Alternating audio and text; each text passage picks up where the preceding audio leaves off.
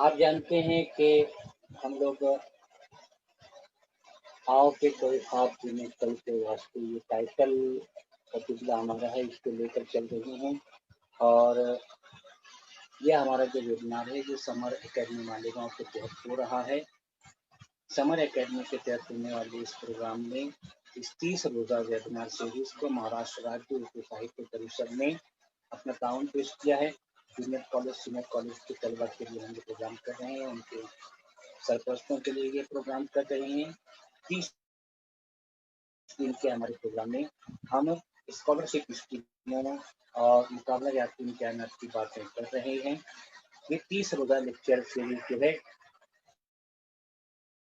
उसका आज 20वां दिन है और आज 9 सितंबर 2020 बरोज बुध को दोपहर में 3 बजे हम जमा हुए हैं।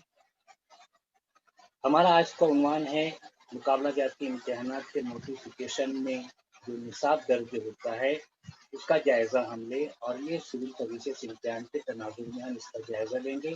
मैं अशफाक उमर सदर समर एकेडमी आपके सामने मौजूद हूँ। आज के हमारे प्रोग्राम की इस वेबिनार की सदारत मोहतरम निजामुद्दीन इब्राहिम साहब फरमा रहे हैं, जो एकता फोरम मुंबई शहर के चेयरमैन हैं और कांग्रेस पार्टी से ताल्लुक रखते हैं। हमारे दरमियान मोहतरम मोहम्मद अहमद मोमिन साहब हैं, कुलदाबाद से ताल्लुक रखते हैं, जनरल सेक्रेटरी निमत फाउंडेशन है। हमारे दरमियान मुशीर अहमद अंसारी साहब हैं, मालिक मुदीर अदबी महानामा उर्दू आंगन मुंबई। मशहूर तालीमी व समाजी खिदमतगार मुंबई से ताल्लुक रखने वाले जुबैर शेख साहब। इसी तरह तालीमी खिदमतगार स्कॉलरशिप के मामला में इनका काफ़ी काम है और माइनॉरिटी के लिए काफ़ी मुतहरिक है, मोहतरम इरफान सैयद साहब। हमारे दोस्त अहमद अयूबी साहब भी मौजूद हैं, जो मालेगांव के Jamur high school and junior college के लेक्चरर हैं। इसी तरह हमारे दरमियान हमारे दोस्त अशफाक लाल खान साहब मौजूद हैं, जो मुख्तलिफ तालीमी सरगर्मियों में बहुत पेश हैं। ये jetty girls high school and junior college Malegaon में मुदर्रिस के तौर पर अपने खिदमत अंजाम दे रहे हैं। आज का मौजूद जैसा कि आपने अभी सुना कि मुकाबला जाती इम्तिहानात, अलग अलग मुकाबला जाती इम्तिहानात का जो निसाब होता है उसको हम समझने की यहाँ पर कोशिश कर रहे हैं। अब निसाब का मतलब क्या है? सिलेबस एक वो सिलेबस होता है जो स्कूलों में पढ़ाया जाता है, एक वो सिलेबस होता है जो कॉलेजेस में पढ़ाया जाता है, और एक वो सिलेबस होता है जो इम्तिहान में इस्तेमाल होता है। इम्तिहान में जो इस्तेमाल होता है सिलेबस, वो आप जानते हैं कि इम्तिहानात दो तरीके के हैं। एक वो इम्तिहान जो स्कूल कॉलेज में होते हैं और एक वो इम्तिहान जो मुकाबला जाती इम्तिहान में होते हैं। तो हर इम्तिहान का एक सिलेबस होता है और उसी सिलेबस के मुताबिक हम बात करेंगे कि ये सिलेबस क्या होता है और इसकी क्या अहमियत है। आप स्कूल कॉलेज में इम्तिहान देते आए हैं तो आपको साल भर जो पढ़ाया जाता रहा है ये आपका सिलेबस होता है, इसी के ऊपर से इम्तिहान लिया जाता है। मुकाबला जाती इम्तिहानात में थोड़ा फर्क होता है ये कि हर मुकाबला जाती इम्तिहान में जो इम्तिहान मुनक्किद करता है जो अदारा, वो अपना एक सिलेबस बनाता है, अपना एक निसाब बनाता है और उस निसाब के मुताबिक ही वो इस इम्तिहान में सवाल पूछता है। इसके बहुत सारे फ़वाइद हैं, जिसमें सबसे अहम फ़ायदा ये है कि आपको क्या पढ़ना है ये पूरा फाइनल रहता है आपके सामने और उस निसाब से हटकर कोई सवाल नहीं होता है। मैं इससे पहले बहुत सारे लोगों के इन सवालों के जवाब दे चुका हूँ कि सर सिलेबस क्या है, सिलेबस क्या है? और मैं हमेशा एक बात कहता हूँ कि आप जिस कॉम्पिटिटिव एग्जामिनेशन में शरीक होने जा रहे हैं उसके नोटिफिकेशन में जो सिलेबस दिया हुआ है उसको पढ़ें और सिर्फ उसी को पढ़ें। यहाँ पर वाज़ेह होता है कि जो कॉम्पिटिटिव एग्जामिनेशन जिसमें आप शरीक होने जा रहे हैं उसके सिलेबस को पढ़ें, उसके नोटिफिकेशन में जो सिलेबस है उसको पढ़ें और उसी के ऊपर से सवाल पूछा जाएगा आपसे। एक बात इसमें फ़र्क होता है कि वो सिलेबस को थोड़ा सा कॉलेज स्कूल के लेवल से थोड़ा सा एडवांस होता है वो सिलेबस, और उसमें सवालात जो है थोड़ा सा एक कदम आगे चल के सवालात पूछे जाते हैं, मगर सिलेबस वही होता है जो नोटिफिकेशन में होता है। تو उसको आप ध्यान रखें कि सिलेबस को के बारे में किसी भी किस्म के कंफ्यूजन का शिकार नहीं होना है, बल्कि नोटिफिकेशन में दिए हुए सिलेबस को फॉलो करना है। अभी हम कुछ इम्तिहानात के सिलेबस को देखेंगे, इससे आपको अंदाजा होगा कि सिलेबस क्या किस तरह एक हदबंदी की जाती है और सिलेबस किस तरह हमारे लिए मुफीद साबित होता है। इस सिलेबस का एक फ़ायदा ये होता है, जो कॉम्पिटिटिव एग्जामिनेशन में होता है, कि आपको मनसूबा बंदी करने में, आपको प्लानिंग करने में, स्टडी की प्लानिंग के लिए आपको सहूलत होती है। अब मान लीजिए एक कॉम्पिटिटिव एग्जामिनेशन में आप शामिल हुए हैं, वहाँ पर आपको 6 महीने के बाद जो इम्तिहान है, उसके लिए सिलेबस आपको दिया गया है। तो उस सिलेबस देखने के बाद हर स्टूडेंट ये तय कर लेता है कि उसको इस सिलेबस में कौन सी बात बहुत बेहतरीन तरीके से समझती है, कौन सी बात पर उसको मेहनत करनी है, कौन से पॉइंट्स को उसको सिर्फ देखना है, कौन से पॉइंट्स को नहीं देखना है। तो ये पूरी प्लानिंग उसके सामने जहन में पूरी क्लियर होकर आ जाती है और आप जो है उस प्रोग्राम में आसानी से, उस कंप्यूटर एग्जाम के प्रोग्राम में आसानी से तैयारी करके शामिल हो सकते हैं। तो ये सिलेबस का फ़ायदा होता है और इसीलिए हम हमेशा कहते हैं कि सिलेबस को बहुत गौर से पढ़िए। सिलेबस को आपने गौर से नहीं पढ़ा तो आपको उसका नुकसान हो सकता है। अब हम यहाँ पर देखते हैं कि हमारे सामने बहुत सारे कॉम्पिटिटिव एग्जामिनेशन हैं। उन तमाम कॉम्पिटिटिव एग्जामिनेशन के सिलेबस पर तो हम बात नहीं कर सकते और कुछ करता भी नहीं, बल्कि जिस वक्त जो सवाल हमारे सामने आता है, हम उस वक्त उस सवाल के जवाब देते हैं। उसी दौर अभी इसमें हमको एक बात का एहसास हुआ कि तमाम तरीके के मुकाबला जान के इम्तिहान जो है, कॉम्पिटिटिव एग्जामिनेशन जो है, उसमें कुछ बातें कॉमन है, मुश्तरक हैं। तो हम यहाँ पर उन मुश्तरक बातों को देखकर, समझकर फिर अगली स्टेप पर जाएंगे। वो जो मुश्तरक बातें हैं उसमें तो एक पहला पॉइंट है क्वांटिटेटिव एप्टीट्यूड, दूसरा पॉइंट है लॉजिकल रीजनिंग और तीसरा पॉइंट है इंग्लिश प्रोफिशिएंसी। बहुत सारे सवालात जो है मिकदार की इस्तेदादात को पूछा जाता है, टाइम के बारे में और दूसरी बहुत सारी बातों के बारे में पूछा जाता है और वहाँ पर समझा जाता है कि जो कैंडिडेट है उसका जहन कितना चौकस है, उस ताल्लुक से कि इसकी उम्र इतनी है, उसकी उम्र इतनी है, और फिर उस तरह पूरा एक सवाल जो है क्रिएट किया जाता है। वहाँ पर थोड़ा सा घुमाव फिराव करके पूछा जाता है और आपसे सवाल पूछा जाता है। तो ऐसे सवालात के लिए 1 से 2 मिनट के अंदर जवाब देना होता है। 1 मिनट के अंदर जवाब देना होता है। तो इसमें कितना ज़हन चौकस है स्टूडेंट्स का, कैंडिडेट्स का, इन सब चीज़ों को समझा जाता है और वहाँ पर उनकी इस्तेदाद जो है, उनका एप्टीट्यूड जो है पूरे तौर पर समझकर उनका इंतखाब किया जाता है।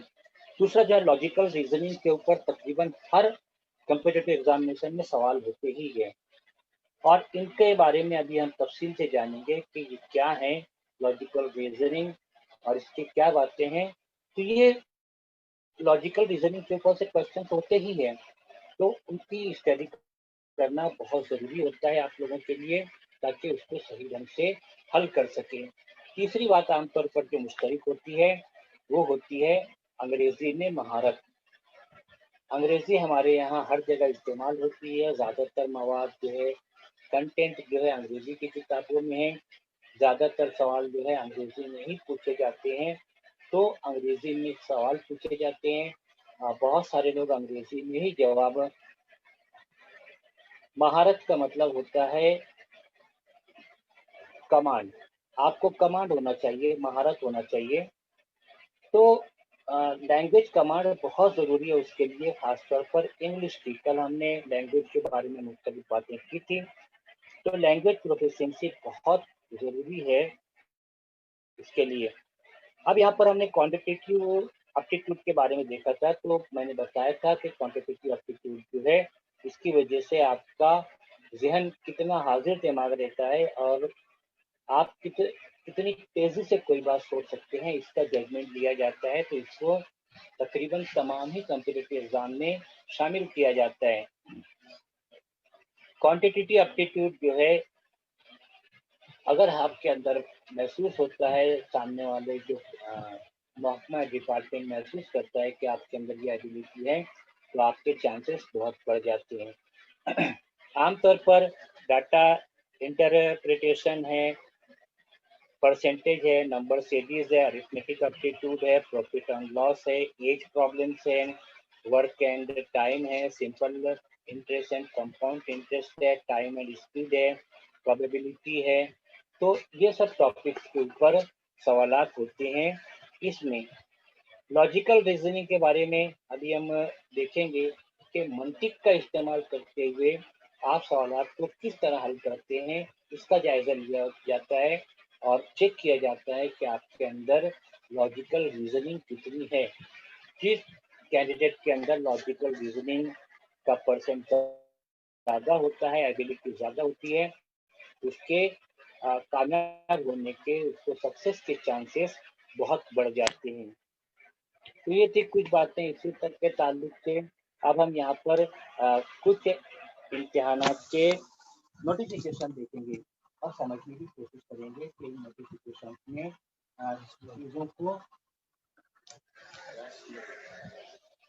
इन नोटिफिकेशंस में सवालात सिलेबस को किस तरह बढ़ता गया है, ताकि हम समझ लें। हमने शुरू से एक पॉलिसी इख्तियार की है कि आपको मोहताजी से बचाया जाए, आपको इस मामले में आत्मनिर्भर किया जाए कि आप किसी भी चीज़ को समझने के काबिल बने और आपके अंदर एक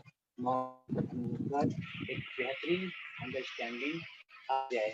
इसीलिए हमने यहाँ पर एक उसूल ये भी अपनाया था कि हम मिसालें जो हैं नोटिफिकेशन से लेते हैं, ताकि आपके सामने नोटिफिकेशन आते रहें और आप उसको समझने का जो तरीका हम बता रहे हैं, उसके हिसाब से उसको समझ सकें।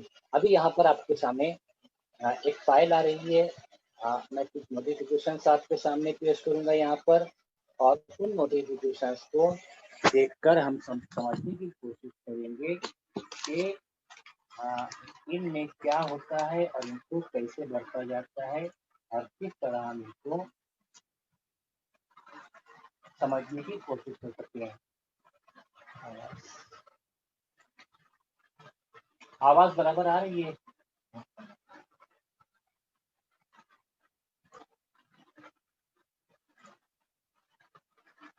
यहाँ पर आपके सामने फाइल आ रही है।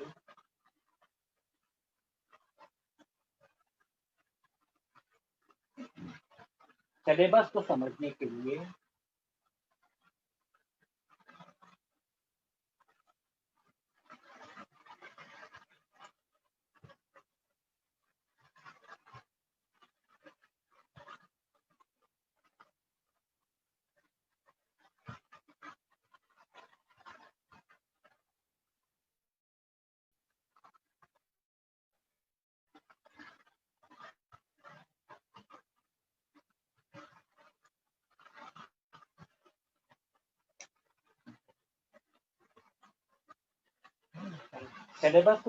के लिए ज़रूरी है कि आप एक चीज़ हमेशा ध्यान रखें कि जो इम्तिहान हो रहा है, तो उसमें क्या क्वालिफिकेशन, मिनिमम क्वालिफिकेशन क्या रखी गई है। जब आप मिनिमम क्वालिफिकेशन का जायजा लेंगे तो वहाँ पर आपको सिलेबस का जजमेंट होगा कि सिलेबस क्या हो सकता है।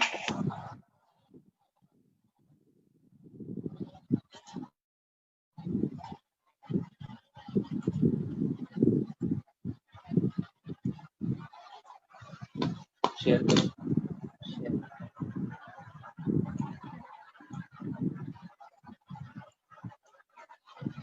ये देखिए, यहाँ पर जब आप देखेंगे, यहाँ पर आपके सामने यूनियन पब्लिक सर्विस कमीशन का नोटिफिकेशन है। यहाँ पर हम पहले इनकी मिनिमम क्वालिफिकेशन क्या है वो देखने की कोशिश करेंगे। यहाँ पर मिनिमम क्वालिफिकेशन आ रही है डिग्री। यहाँ पर डिग्री का जिक्र किया गया है। तो डिग्री कोई भी डिग्री होगी आपके पास किसी भी फैकल्टी की, तो वो डिग्री जो है यहाँ पर काम आ सकती है। और यहाँ पर ये भी आपके सामने वाज़ेह हो जाती है कि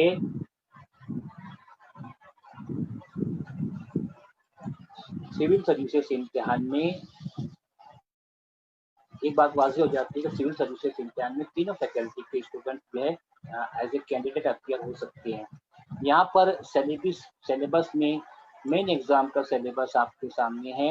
यहाँ पर उसका पेपर 1 जो है क्वालिफाइड जो है लैंग्वेज का, ये इंडियन लैंग्वेज, यहाँ पर इंग्लिश है सेकंड, और उसके बाद पेपर फर्स्ट में ऐसे है। आपको जो सवालात दिए रहेंगे उसके ऊपर से एक मजमून लिखना रहेगा। यहाँ पर सिलेबस आपके सामने है, history and geography of the world and society. यहाँ पर होगा कि आपको इंडियन हेरिटेज और कल्चर के बारे में, हिस्ट्री जो है या ज्योग्राफी जो है, वर्ल्ड और इंडियन लैंग्वेज पर आपको स्टडी करना रहेगी। जनरल स्टडीज पेपर सेकंड में governance, constitution, polity, social justice and international relations. GS3 जो है उसमें टेक्नोलॉजी, इकोनॉमिक डेवलपमेंट वगैरह के बारे में, बायोडाइवर्सिटी। GS4 में आपको एथिक्स, इंटीग्रिटी एंड एप्टीट्यूड, इस टॉपिक के ऊपर स्टडी करना रहेगा। ऑप्शनल सब्जेक्ट में भी आप जो ऑप्शनल सब्जेक्ट लेंगे उसके पेपर फर्स्ट और पेपर सेकंड का भी एक सिलेबस दिया हुआ रहेगा। तो ये आपको नोटिफिकेशन के जरिए वाज़ेह होगा कि आपको स्टडी करना है तो कितनी करना है और क्या करना है। यहाँ पर आपके सामने प्रीलिम्स एग्जाम का सिलेबस है, prelim examination of civil services exam. यहाँ पर करंट इवेंट्स है, करंट अफेयर है, हिस्ट्री ऑफ इंडिया। प्रीलिम के लिए जो सिलेबस है, history of Indian national movement है, Indian world and world geography है, इंडियन पॉलिटी, गवर्नेंस, कॉन्स्टिट्यूशन के बारे में है, इकोनॉमिक्स एंड सोशल डेवलपमेंट है। यहाँ पर जनरल इशूज और एनवायरमेंटल, इकोलॉजी, बायोडाइवर्सिटी वगैरह का है। यहाँ पर जनरल साइंस से, जनरल साइंस से आपको अंदाजा होगा कि आपको जनरल साइंस के नाम से जितनी भी चीज़ें हैं, खास तौर पे जो साइंस मैगजीन वगैरह में आता है, वो पढ़ना है। प्रीलिम का जो पेपर सेकंड होता है उसमें comprehension, interpersonal skills, logical reasoning जो अभी हमने बात किया, decision making, general mental ability और बेसिक न्यूमरेसी जो अभी हमने बात किया। दो चीज़ें यहाँ पर जो मैंने कॉमन चीज़ें कहा था वो आ गई है आपके सामने है। क्योंकि कॉम्प्रिहेंशन का ताल्लुक होता है तफहीम जिसे हम कहते हैं, इसका ताल्लुक लैंग्वेज से होता है, तो तफहीम जो है आपके सामने इंग्लिश पैराग्राफ की सूरत में आएगी। तो वहाँ पर हमने जो कॉमन चीज़ तीसरी देखी थी अंग्रेजी, वो यहाँ पर क्लियर हो रही है। तो ये जो सिलेबस है ये आपके सामने आया है, इससे आपको तैयारी का जजमेंट होता है। पार्ट बी जो मेन एग्जामिनेशन है, तो उसका जो सिलेबस है वो यहाँ पर आपके सामने है। पार्ट फर्स्ट में देखिए ऐसे के बारे में है, ठीक है। यहाँ पर आपको ऐसे लिखना रहेगा। जनरल स्टडीज पेपर फर्स्ट में इंडियन हेरिटेज, आप हमने वहाँ पर हेडिंग पढ़ी थी। यहाँ पर इंडियन हेरिटेज के बारे में मुख्तलिफ बातें पॉइंट्स के सूरत में मौजूद हैं, और यहाँ पर आपको स्टडी करने के बाद जजमेंट होगा कि आपको ये पढ़ना है। और वाज़ेह तौर पे मैं कह दूँ कि आपको यही पढ़ना है। इंडियन हेरिटेज, इंडियन कल्चर बहुत वसी टॉपिक है, उसमें आपको पूरा नहीं पढ़ना है, बल्कि इंडियन हेरिटेज एंड कल्चर के बारे में ये पॉइंट्स की सूरत में जो बातें की हुई हैं, आपको सिर्फ इनकी स्टडी करना है। तो यहाँ पर खुद ब खुद इंडियन कल्चर, इंडियन हेरिटेज जो एक बहुत इंतहाई वसी टॉपिक है, उसको एक लिमिटेशन के साथ आपको यही चीज़ें समझने वाली है नोटिफिकेशंस में। अभी आप जनरल स्टडीज पेपर सेकंड जो है उसमें गवर्नेंस, कॉन्स्टिट्यूशन वगैरह के बारे में हमने पढ़ा था, तो यहाँ पर भी वही पॉइंट्स की सूरत में आपके सामने हैं। तो वो भी एक बहुत वसी टॉपिक है, मालूमात है। मगर आपके सामने ये जो पॉइंट्स है इनकी ही रोशनी में आपको पूरी स्टडी करनी है। ऑप्शनल सब्जेक्ट आप ऑप्शनल सब्जेक्ट के बारे में भी तमाम तर बातें यहाँ पर लिखी रहती हैं।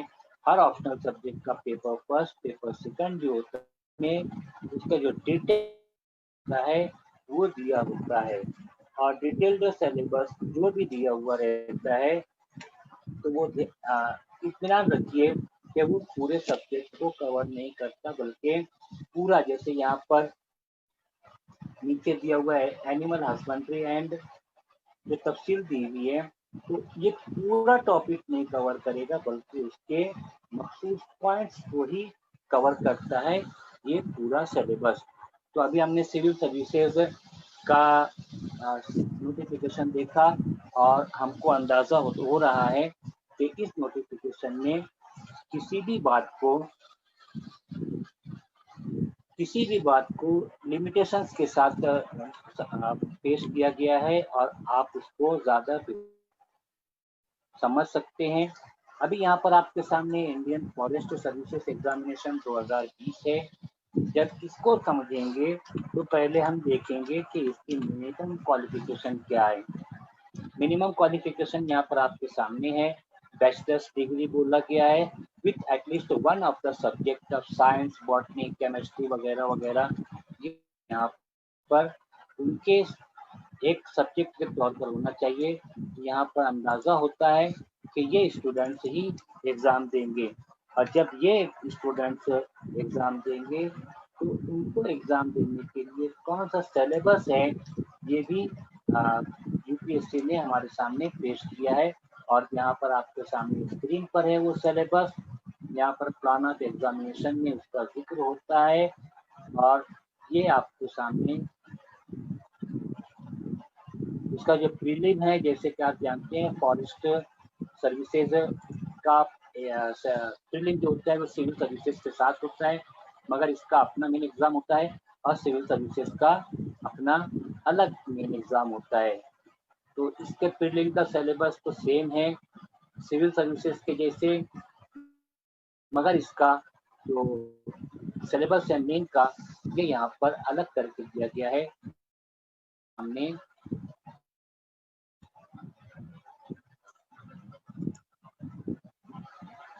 मौजूद है।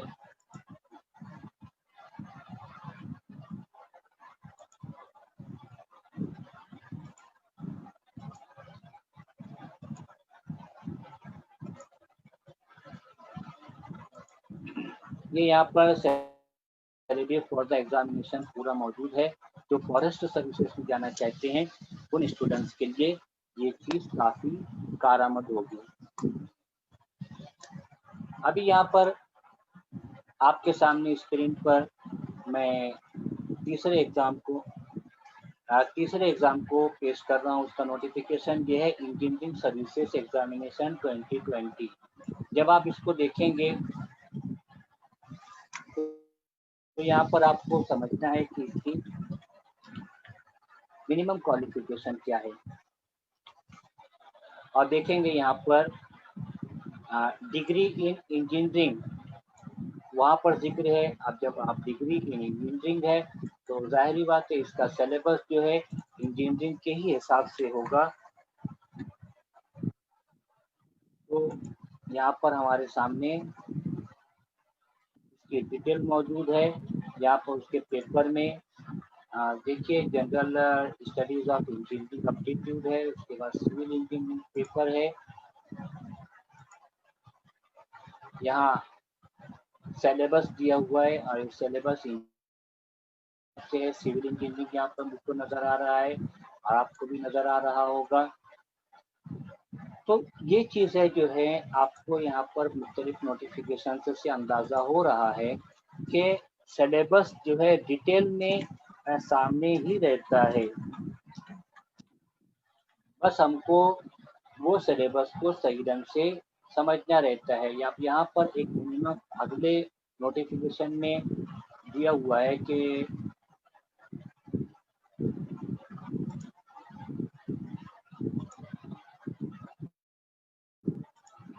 ये कंबाइंड मेडिकल सर्विसेज एग्जामिनेशन है, उसका नोटिफिकेशन है इस साल का।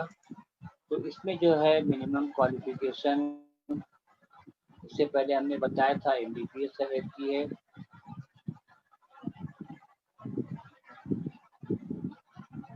इसका सिलेबस जो है हम यहाँ पर जजमेंट देंगे।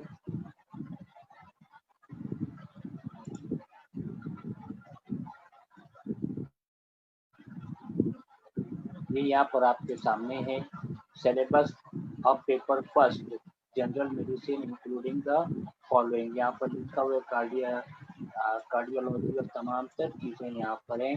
ये इसका सिलेबस है जो उस लाइन में जाने वाले स्टूडेंट्स को पढ़ना है। इसी तरह यहाँ पर national defence academy and naval academy जो NDANA कहा जाता है, और इसके मिनिमम क्वालिफिकेशन को हम देखने की कोशिश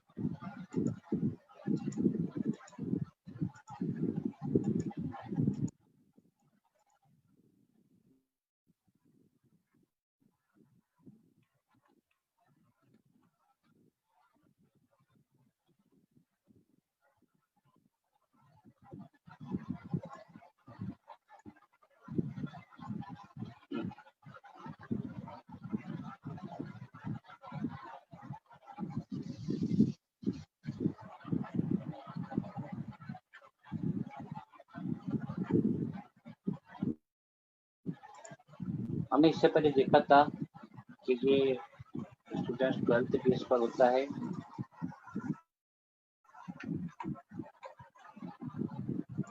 इसका सिलेबस हम देखते हैं।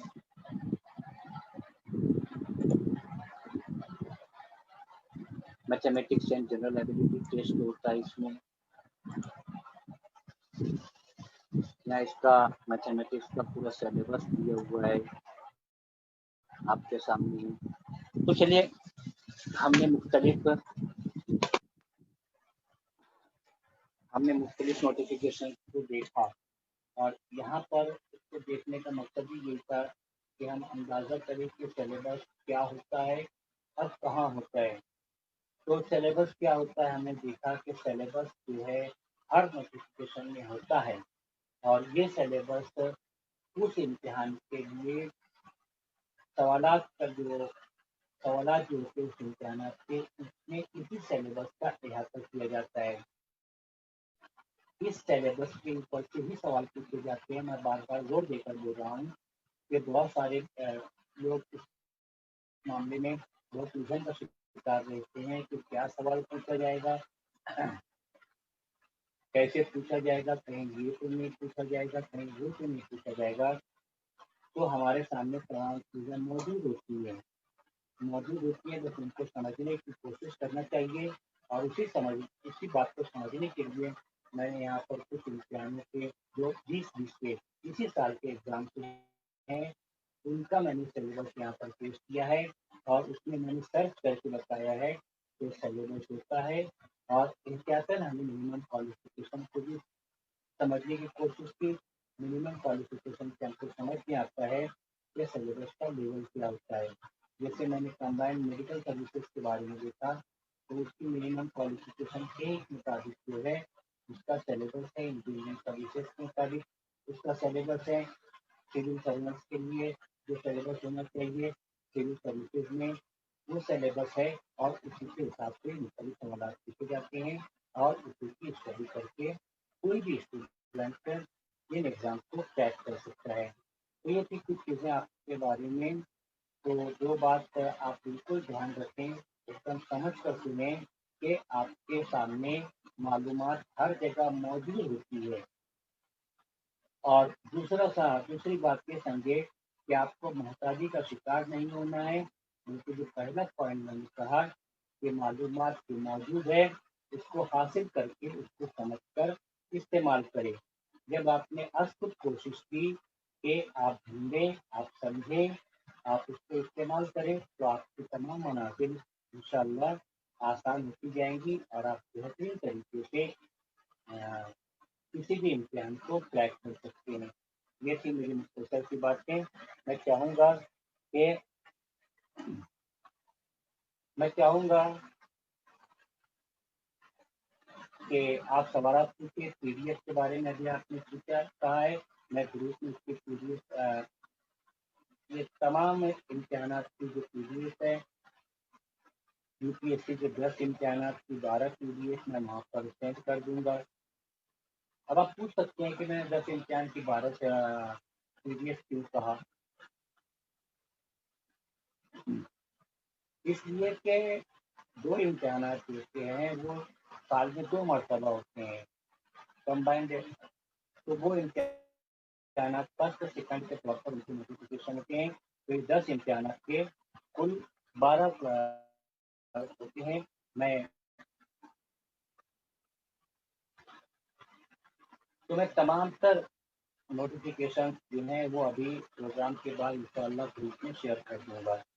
मैं आपको बता दूँ कि हमने उन लोगों के लिए जिन्होंने हमारे गूगल फॉर्म भर के हमारे पास भेजा था, हमने उनका ग्रुप बनाया है। लड़कियों का अलग और लड़कों का अलग ग्रुप है, व्हाट्सएप ग्रुप। उसमें हम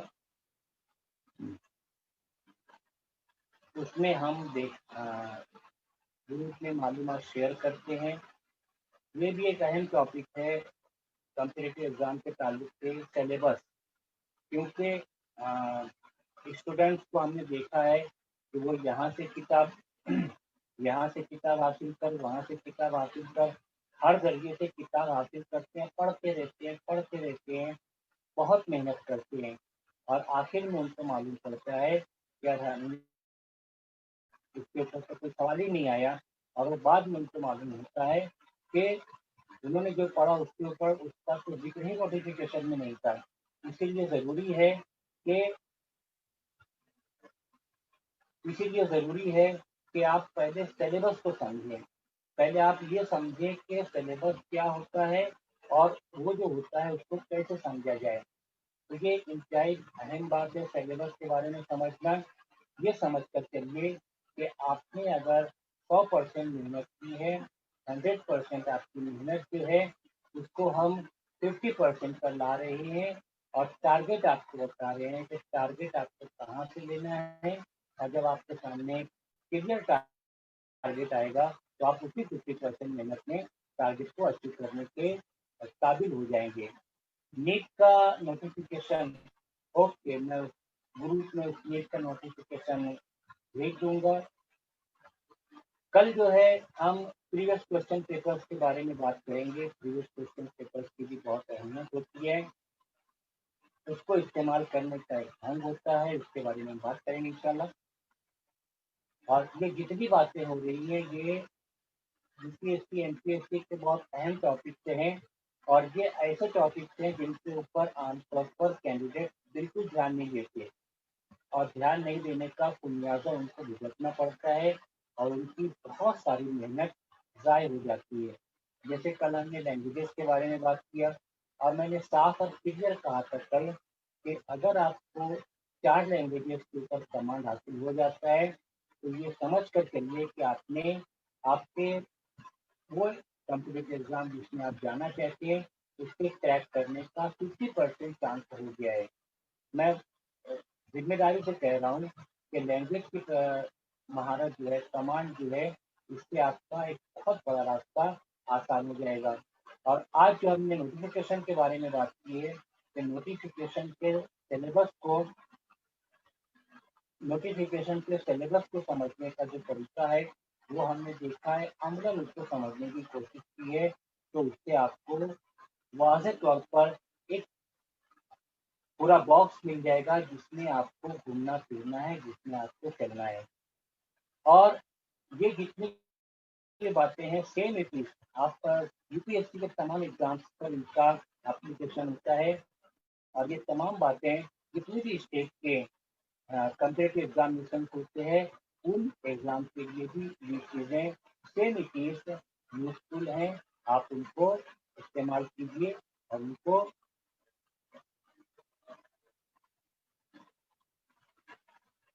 لاجیکل ریزننگ کے اوپر ایک کام کرتے ہیں ہم گروپ میں, اس کے بارے میں بہت تفصیل سے بات کرتے ہیں. لاجیکل ریزننگ کے لیے ہم کو کئی لیکچرز کم پڑیں گے, تو ہم کو ان کے اوپر ہم گروپ میں بات کریں گے بہت تفصیل سے. یعنی کوشچن مور,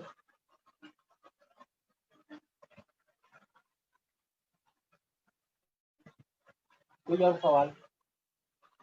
یہاں پر جتنی بھی باتیں ہیں کمپیٹیٹو ایگزامینیشن فار سروسز, وہ سب U P S C plus state public service commission کے لیے فائدے مند ہے, اور ہم نے وہ ٹاپکس چنے ہیں جو انتہائی فائدے مند ہیں اور جن کے اوپر عام طور پر اسٹوڈنٹ دھیان نہیں دیتے. کل ہم پریویس کوشچن پیپرز کے بارے میں بات کریں گے. Okay, thanks. کوشچن ہم اپنا اگلے پروگرام پر چلتے ہیں. سب سے پہلے تو میں بتا دوں کہ ہم نے اپنا پروگرام جو ہے آج 20 دن پورے کر لیے ہیں, تو ایک بہت بڑی کامیابی ہے, اور اس کا پورا کریڈٹ مجھ کو نہیں ملتا بلکہ میری پوری ٹیم کو دیا جاتا ہے, کہ جو پوری ٹیم میرے ساتھ لگی ہوئی ہے. خاص طور پر میرے سامنے یہاں پر موجود ہیں جمیل کامل سر, مفید انصاری سر, اور بہت سارے لوگ ہیں جو میرے ساتھ لگے ہوئے ہیں. اسٹوڈنٹس بھی ہیں جو پابندی سے یہاں پر آ رہے ہیں اور ہمارے ساتھ بات چیت کر رہے ہیں, گروپ میں ہمارے ساتھ بات چیت کر رہے ہیں. میں نے بتایا تھا آپ لوگوں کو پہلے ہی کہ ہمارے آج کے پروگرام میں محترم نظام الدین ابراہیم صاحب صدارت فرما رہے ہیں. وہ یہاں پر فی الحال ہمیں نظر نہیں آ رہے, اگر وہ ہوں تو پلیز اپنا کیمرہ آن کریں. اسی طرح محمد احمد مومن صاحب ہیں, کلدر آباد سے تعلق رکھتے ہیں. میں ریکویسٹ کروں گا کہ وہ اپنا کیمرہ آن کریں پلیز. مشیر انصاری صاحب خوش آمدید. زبیر شیخ سر آپ موجود ہو تو پلیز اپنا کیمرہ آن کیجیے. عرفان سید سر, پلیز کیمرہ آن کیجیے. احمد ایوبی سر, اشفاق لال خان سر, اشفاق لال خان سر آپ کا کیمرہ آن تھا, شکریہ سر, خوش آمدید.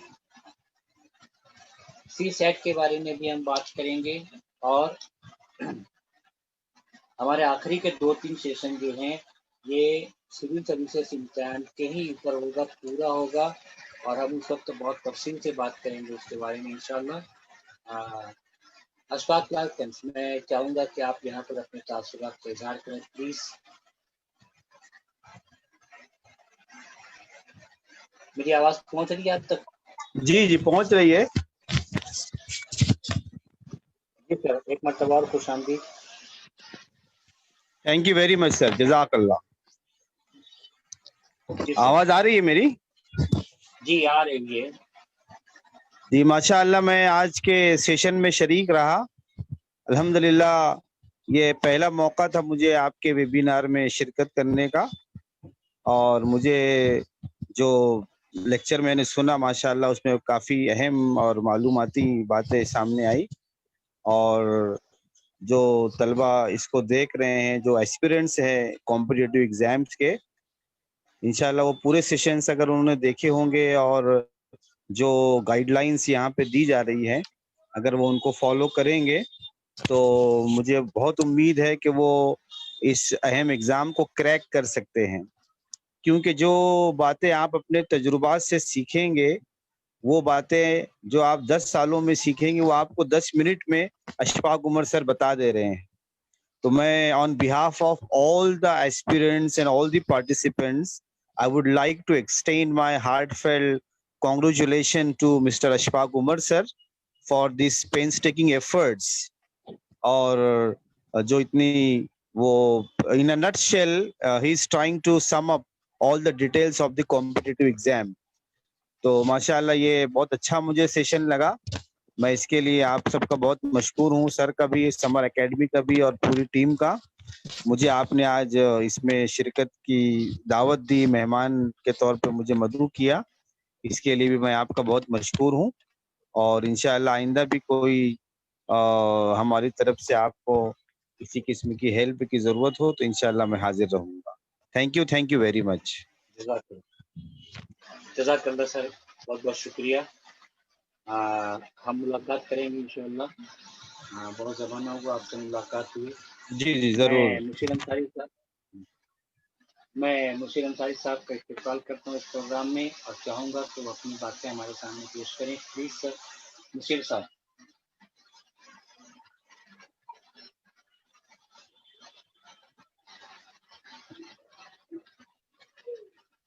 سر میری آواز آ رہی ہے؟ جی سر۔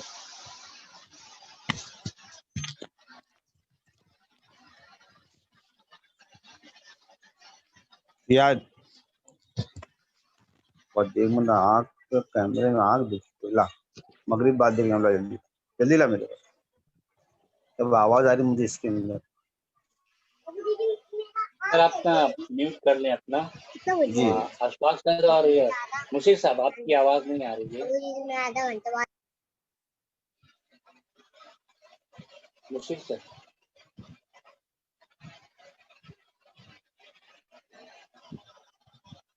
نہیں آپ کی آواز نہیں پہنچ رہی ہے۔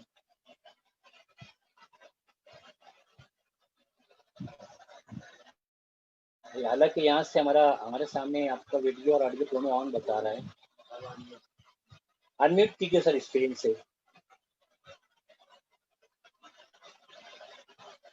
نہیں سر، آواز نہیں آ رہی ہے۔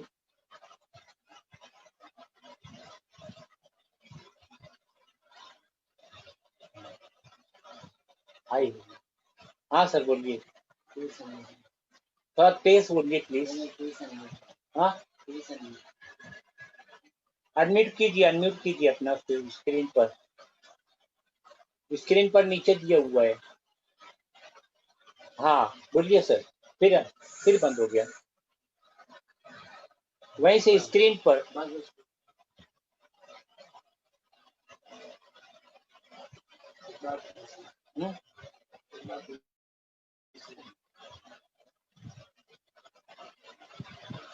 یہاں سے میوٹ انمیوٹ آپ کو بار بار بتا رہے ہیں، پھر سے ایک مرتبہ اس کو نیچے جو ہے نا، نیچے جو بٹن ہے مائک جو ہے اس کو، ہاں بولیے سر۔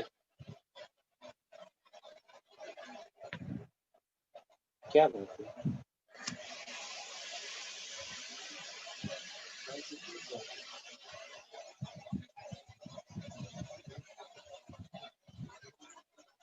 آواز آ رہی ہے؟ مشیر بھائی آپ کی آواز نہیں آ رہی ہے پلیز۔ چلے میں آپ سے بات کرتا ہوں ابھی پھر، ہے نا؟ ہاں جمیل سر۔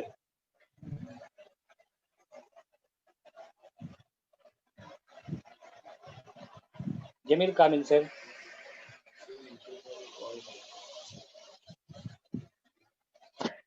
ہاں بات کیجیے سر۔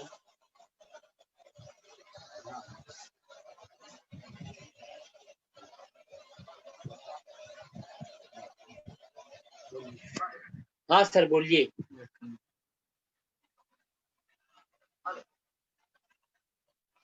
بولیے سر بولیے۔ ہاں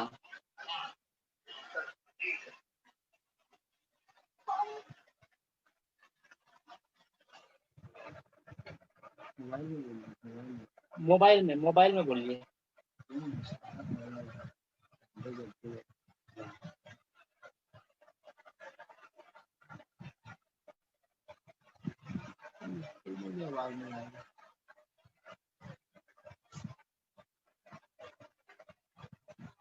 سر آواز نہیں آ رہی، آواز نہیں آ رہی۔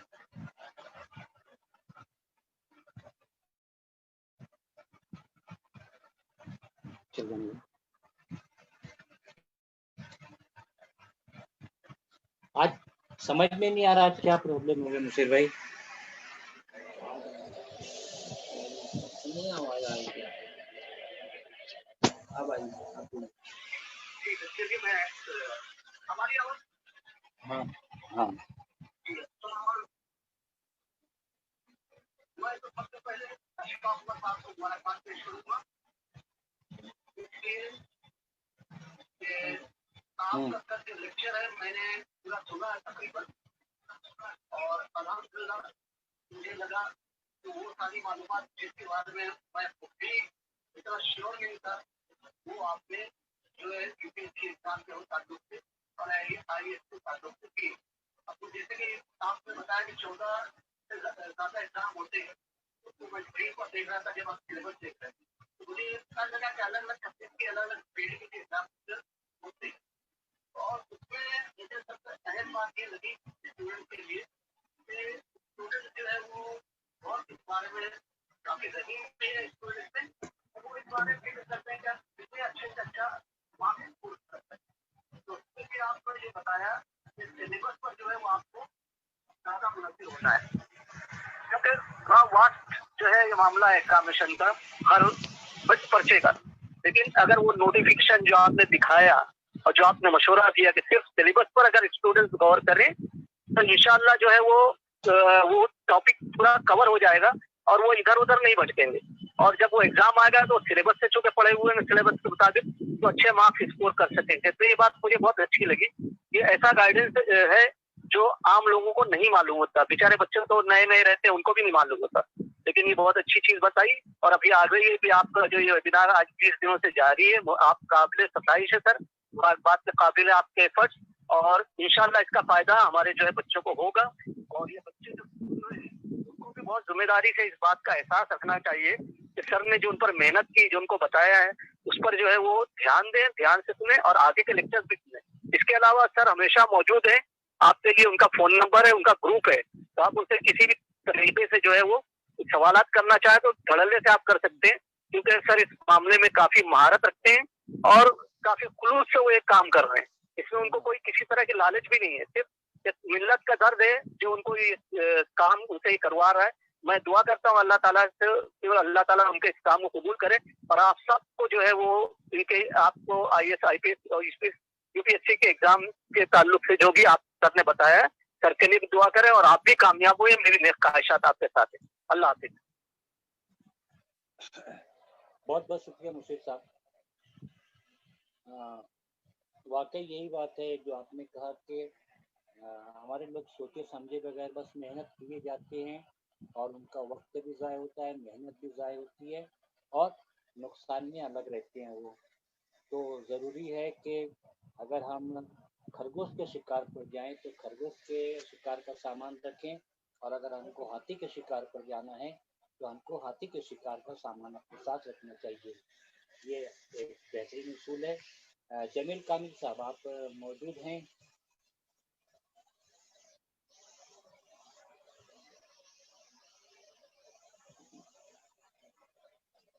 جمیل کامل صاحب تک شاید میری آواز نہیں پہنچ رہی ہے. چلیں میں نے دیکھا کہ ہمارے پروگرام کے صدر جو ہیں وہ کسی وجہ سے موجود نہیں ہے ہمارے درمیان, تو ہم آج کا پروگرام ختم کرتے ہیں. تمام ہی حاضرین کا بہت بہت شکریہ کہ وہ ہمارے درمیان آئے, ہماری باتیں سنی, ہم سے باتیں کی. اللہ کا شکر ہے کہ بہترین پروگرام چل رہا ہے. 20 دن ہوئے ہیں. کچھ اہم نہیں ہے کہ کتنے لوگ آ رہے ہیں کتنے لوگ جا رہے ہیں. اہم یہ ہے کہ جو معلومات دی جا رہی ہے, جو باتیں ہو رہی ہیں وہ فائدے مند ہیں یا نہیں ہیں. ہم دیکھتے رہیں گے. فیس بک پر بھی ہمارے ویورس الحمدللہ بڑھتے جا رہے ہیں, لوگ ان سے جڑتے جا رہے ہیں. یوٹیوب پر بھی اللہ کا شکر ہے. میں اللہ کے شکر کے ساتھ ہی اپنی بات ختم کرتا ہوں. اور اس کا شکریہ کہ اس نے ہمیں جو موقع دیا. میں تمامی مہمانوں کا, مشیر انصاری صاحب, جمیل کامل سر, اشفاق لال خان سر اور دیگر تمامی لوگوں کا شکریہ ادا کرتے ہوئے آج کے اس ویبینار کے اختتام کا اعلان کرتا ہوں. انشاءاللہ ہم کل پھر اسی وقت 3 بجے ملاقات کریں گے انشاءاللہ. اللہ حافظ.